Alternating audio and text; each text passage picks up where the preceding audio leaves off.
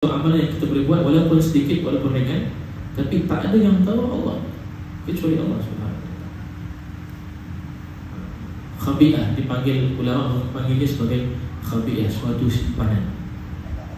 Kebiasaannya amalan yang kita buat yang hanya Allah Ta'ala tahu, amalan ini yang menjadi tali yang kuat antara kita dengan Tuhan.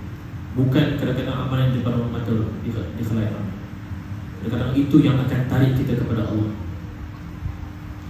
Imam Ghazali ada cerita satu kisah lucu lah, tapi subhanallah.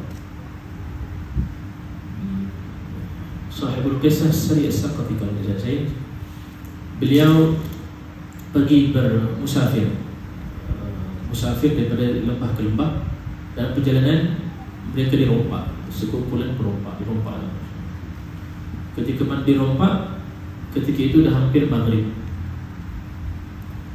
Lalu ketika mana mereka dikumpulkan, duduk beramai-ramai, dia ambil duit dan sebagainya, subhanallah.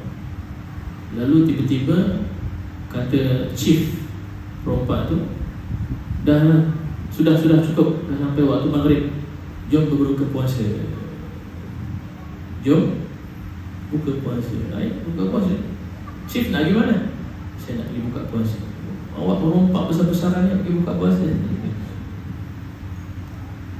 Jadi datang seorang yang soleh di kalangan orang pedagang itu, dia kata, kenapa kau buat begini? Kau macam mempersediakan Allah ke? Kata tidak. Dia kata, ini amalan yang aku jadikan ingin tali aku dengan Allah,